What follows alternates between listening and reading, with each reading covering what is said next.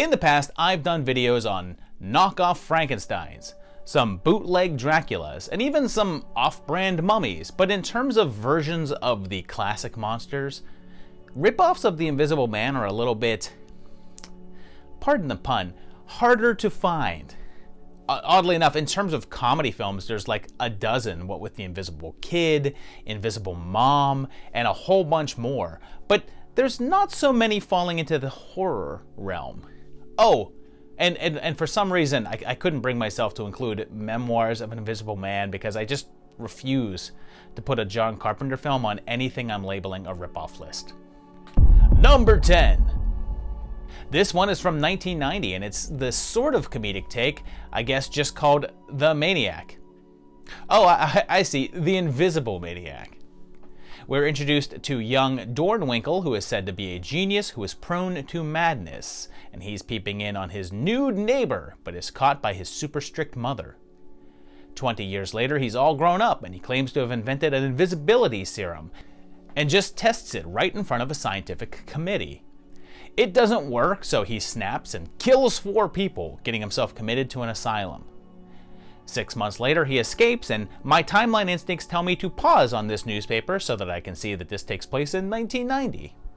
Meanwhile, there's a nearby high school where the students definitely don't look like teenagers, and one class features Melissa Moore, the girl from that one scene in Repossessed, and this girl right here, who is Shannon Wilsey. And this is one of the few mainstream films that she made under that name, although she was far more well known under her other nom de plume, Savannah, where she was one of the adult industry's biggest stars before she ended her own life in 1994.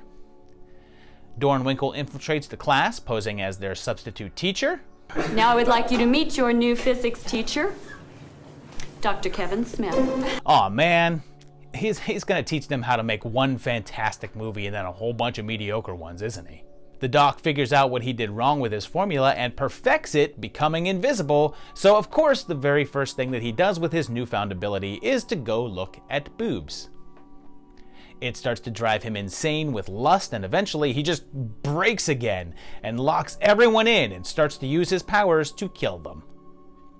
This one was directed by a guy named Riff Coogan, but that was just a pseudonym for Adam Rifkin, and this was one of his earlier works, which he made immediately after his much more mainstream film, A Tale of Two Sisters. He'd also go on to direct The Chase and Detroit Rock City, but had this in his low-budget horror repertoire along with Psycho Cop Returns. The negative responses to this one pretty much sunk any of the non-porn film options for Wilsey, since people were laughing at her acting during the premiere, and she was unable to determine if they were mocking her performance or the silly camp dialogue. The experience traumatized her to the point that she decided to stick with X-rated work going forward. It's kinda silly, mostly fun, and it's not terrible, but it's also not really that great. Number 9. This next one is a different take on things since it's 1993's Invisible, The Chronicles of Benjamin Knight. It kicks us off with a robot guy, and it's a remote control thing called Mandroid, and if it's familiar to you, well, then you've seen the movie Mandroid, which this is basically a sequel to. That movie tells the story of the robot dude being sought by the villainous Ivan Drago, no relation, and he's opposed by some secret agents, including Wade, who is paralyzed in the process but ends up in control of the Superbot. Drago survives that film but is disfigured and is shown here kidnapping innocent women. Also in that movie, there's a lab assistant named Benjamin Knight, and he was involved in an accident, and here we see that he's now completely invisible. He's all done up in classic Invisible Man style with the bandages and funky goggles, and they try to run experiments to counteract his condition. He's prone to fits of madness though, and there's treachery afoot in their lab, and this is by Full Moon, and so was Mandroid, and both that film and this one were directed by Jack Ersgaard, although these appear to be his only work for the company. The idea branched out of a concept that Charles Band was working on in the 80s, and comics legend Jack Kirby was somehow involved, but those plans fell apart, and this version is different from what that would have been. This one came out in a bit of a tricky time for the company since they were just cranking out movies to stock up the video store shelves. Like this and Mandroid came out in the same year, and '93 saw the release of 5 other Full Moon movies as well. And these two got a bit lost in the shuffle amidst their other more franchise-friendly entries. And for the most part, the Invisible Man stuff is kept to a minimum, clearly in order to keep the budget down. Benjamin is cured for a while, so he's in visible form for a good chunk of the movie. And this is still kinda Mandroid's movie, even though Mr. Knight has the title and the movie is named after him. Even if some of the video releases couldn't quite get it right, considering they called it Invisible at one point. Number 8. I'm pretty sure that this next one is our newest entry here, and it's 2023's Fear the Invisible Man. It begins with some transparency right away as an invisible person strangles a dude, and we flash back. And of course there's a guy named Griffin working on a formula, and it does precisely what you think it's going to. This is set in 1897, and he shows up in town being spotted due to some soup being tossed on him, because soup is the Invisible Man's greatest weakness. He seeks shelter with an old colleague, and it's Adeline here, whose husband has recently passed away. She's in a tight bind with finances and is known around town for pushing charitable causes, so Griffin decides to help her by robbing a bank and paying off some of her debts. Since it's winter and the falling snow would identify him, and the cold made it too rough to be nude, he puts on the trademark Invisible Man disguise. He needs to find his notes in order to try to reverse his condition, but they've been stolen by a vagrant, so Adeline has to help him out, all while being under scrutiny by the local constable. And this one is directed by Paul Dudbridge, and I guess you could say that this is his first feature. He had directed a number of shorts before this, and did have one feature-length picture called Horizon, but that was simply an edited down version of a web series that he had done a few years before. Fear the Invisible Man was actually shot back in 2021 on what appears to be a fairly low budget, although it seems like they spent a good deal of money on 1 or 2 spectacle effect sequences, because most of the invisible stuff is rudimentary. Meanwhile, it looks like Dudbridge wants to create his own sort of low-budget monsterverse, since his upcoming film is called Frankenstein Legacy, although it's unclear if there'll be any sort of connection. Like a good number of low-budget British horror flicks nowadays, it sure does look nice, and with some great locations and cinematography, but it's just not really anything special or interesting, and definitely nothing we haven't seen before. Number 7.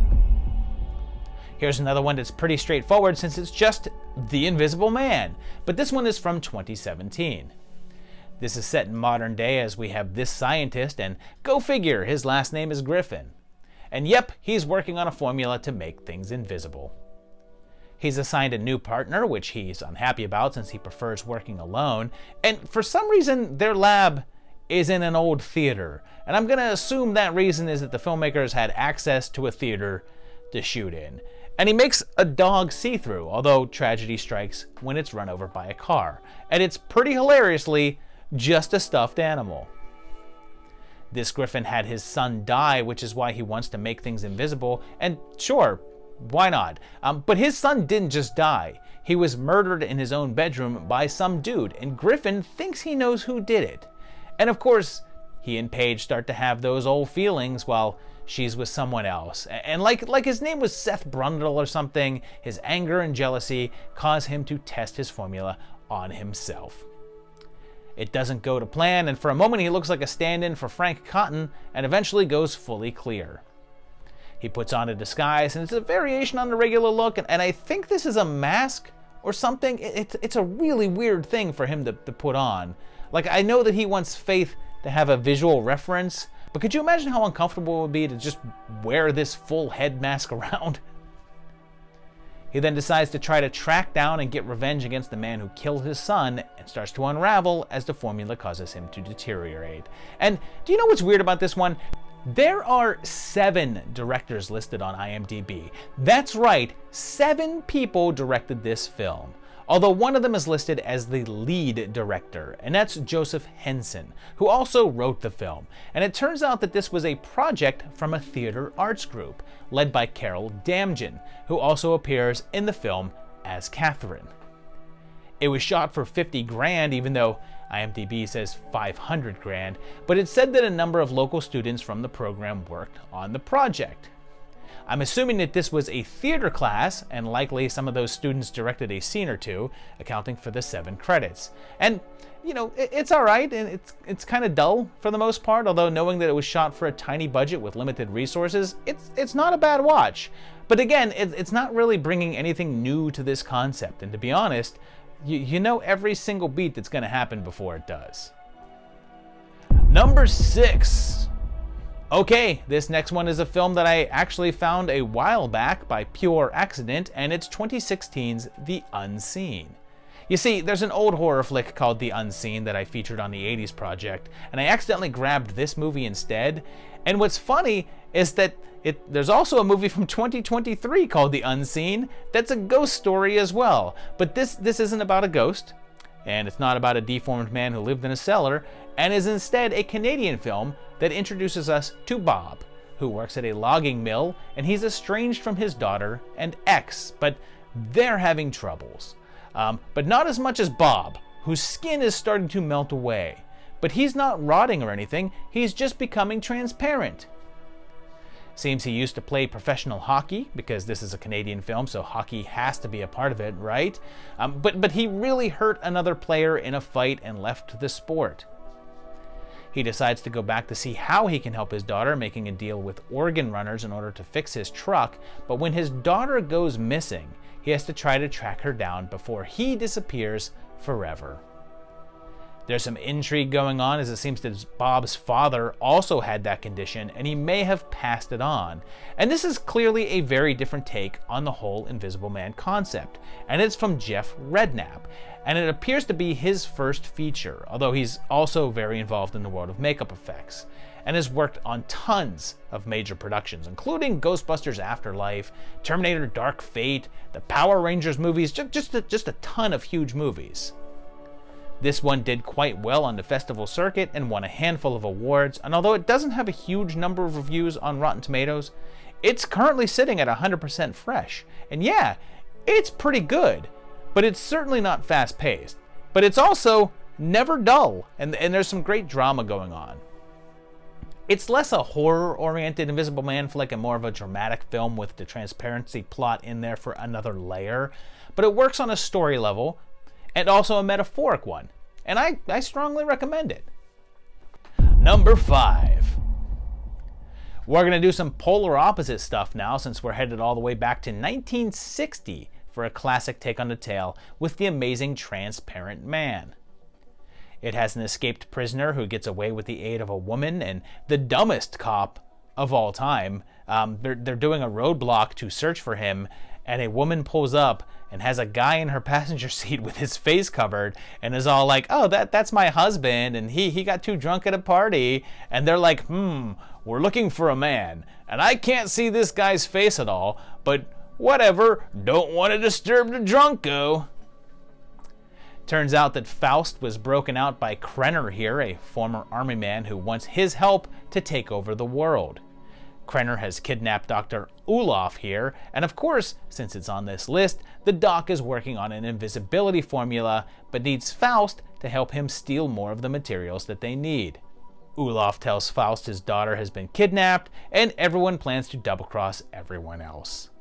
Eventually, Faust goes clear, but not in a Scientology way. And this was a low-budget film from Edgar G. Ulcer, who has been doing films since the 1930s and did some fun stuff like The Man from Planet X and Daughter of Dr. Jekyll, and this was one of his last projects. It was one of 2 films that he shot back-to-back using some of the same resources and such, and both films were shot over a 2-week period, the second film being called Beyond the Time Barrier. It's somewhat noted for being the final film work of Marguerite Chapman, a classic film actress, and she did a couple of TV appearances after this, but no more films. Because of the low budget, the invisibility stuff is kept down to a minimum, much like the plot, and the full runtime of the film is less than an hour. Most of the translucent shenanigans simply involve people pretending to be hit by something, and this one's status of a bad movie was locked in by an appearance on Mystery Science Theater 3000. Number 4.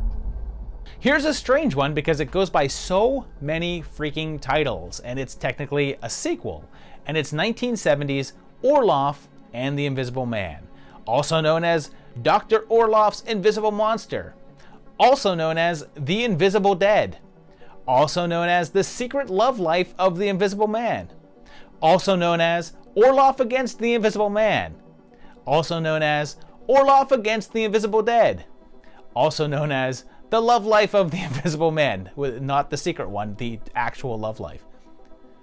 We got the good Dr. Garondet here, who is summoned up to the castle of Dr. Orloff, the guy that everyone in town is afraid of, and he can't even get a lift up there.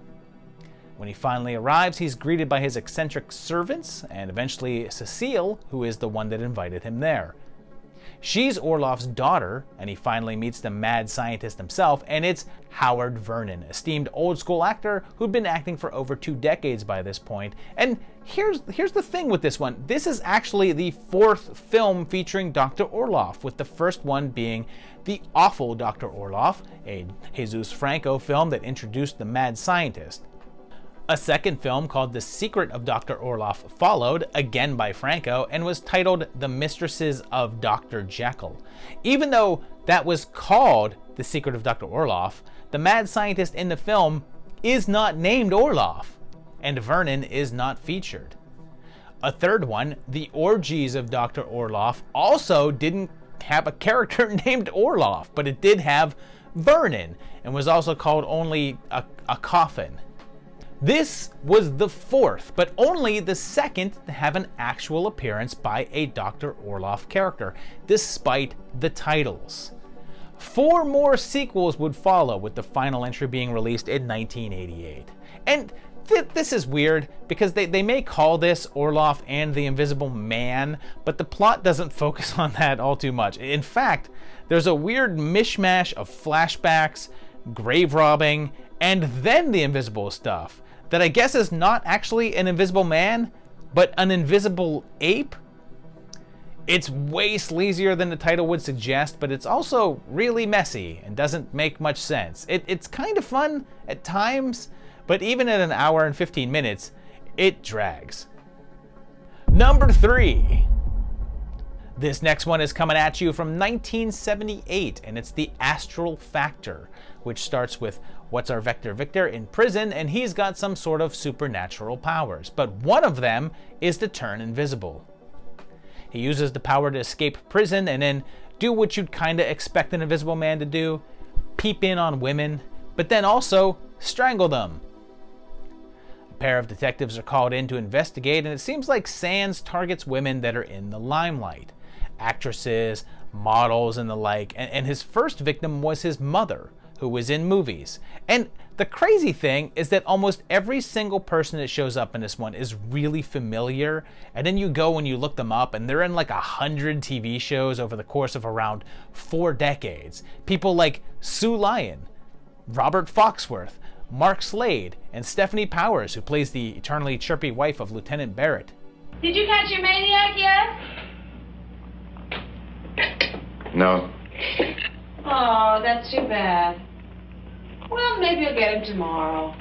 And even though he has powers beyond the invisibility, it seems like that's his main one. And he even uses it to kill an actress during a live performance while an entire police squad is keeping their eyes on her. And even though it was released as The Astral Factor, later on it was re-edited into a shorter version and given the new title of The Invisible Strangler.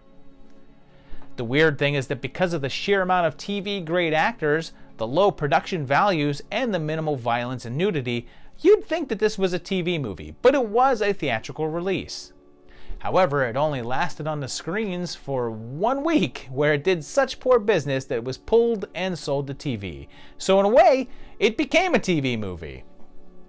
Again, the invisible effects are pretty non-existent and mostly consist of women just pretending that someone is strangling them. And yeah, it's again, not very exciting. It has a few moments that are pretty so good they're bad for overall, but it falls a bit flat. Number 2. We're going way back with this one, and it's likely one of, if not the, first Invisible Man inspired films, and it's 1949's The Invisible Man Appears. This is a Japanese film and has a group of scientists led by Nakazato, and they're working on an invisibility formula, but just can't seem to find that one last component. It seems they've done it, but their subject still casts a shadow. When the doc reveals his potion, dubbed the Invisibilitator, a cat gets into it, causing some shenanigans. And if you have a cat, you know that you're just having things knocked down from shelves, and you don't know what did it. When a group of thugs find out about the formula, they kidnap the prof, and pretty soon a very familiar looking outfitted man shows up with a business card claiming to be Nakazato. Of course, that leads to a big reveal, which plays out very much like the classic version. Almost exactly like the original one, in fact. It turns out that the formula has been taken by thieves who are using it to commit crimes. And keep in mind, this is 1949. This is shortly after World War II, and it's said that during this period, there was a large exposure to American films and Japanese culture that didn't happen before, and certain things struck a chord. And it seems that The Invisible Man was one of those things. And this was both written and directed by Nobuo Adachi, and this was only his second film. However, over the next 4 years, he would direct 16 more movies, and then I guess left the industry. It was released by Daiei, who are most known for later putting out the Gamera flicks. One notable aspect of this is that the special effects were overseen by Eiji Tsuburaya, and he's the guy who would later go on to do the Godzilla suits, and essentially was referred to as the man who brought him to life. In this particular time period, he was essentially shunned due to his involvement in propaganda films during the war, and had to kind of move around this by opening up his own independent shop, and this was one of the earlier films he made there. Later, after tensions eased up a bit, he was, I guess, unshunned and hired on by Toho. There was a sort of sequel to this one with The Invisible Man versus the Human Fly as well, although it's pretty unconnected and just features a similar invisible person. Number 1. Our final entry is probably the most famous of the Invisible Man knockoffs, and of course we're going to talk about The Hollow Man from 2000. It begins with Valentine McKee as a scientist who has a breakthrough and has to notify someone's babysitter who's not on an adventure right now. She's sleeping with Thanos, and they all work in this big underground lab where they have a bunch of invisible monkeys, including a large gorilla. And do places like this exist, or are these crazy high-tech super labs, like underground labs, just a movie thing? Like every lab I've ever seen is just a room in like a crappy warehouse full of these big bubbling barrels, but I'm not really supposed to talk about all that. Joni Stubbs is here as well as one of the heroes, and they attempt to make a big ape visible again in the best of 2000 CG technology, which actually doesn't look too bad here. Their reversal works, but then in sci-fi movie plot number 3, they're told that their funding is going to be cut if they don't produce results. Kane decides to be the test subject, and you would think that people would have learned by now that the only thing that you're going to get with this is a brundlefly. It starts to work, and he goes transparent in layers. And what's the policy for showing the musculature of a penis? Like it seems like it would be okay, but I guess I'll block it just in case. He soon goes completely invisible, and there's quirks. For instance, light hurts his eyes because his eyelids are transparent? Although I'm not sure how that works, because if light passes through his eyelids because they're transparent, then the rays should also pass through his retinas? And he ought to be blind. The gang can see him with thermal goggles, and he immediately starts being creepy.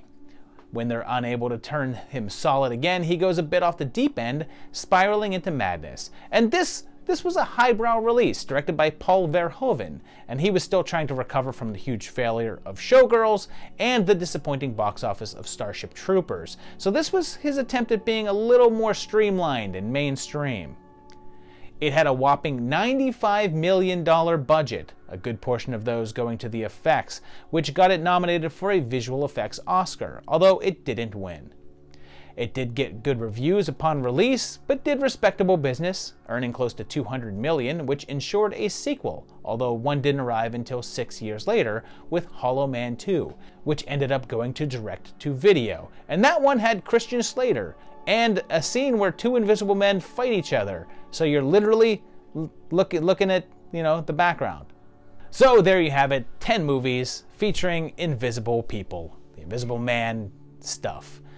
Yeah, and these were 10 movies that were not as fun as I would kind of hope. Usually whenever I do the monster rip-off things, there's actually quite a bit of fun going on.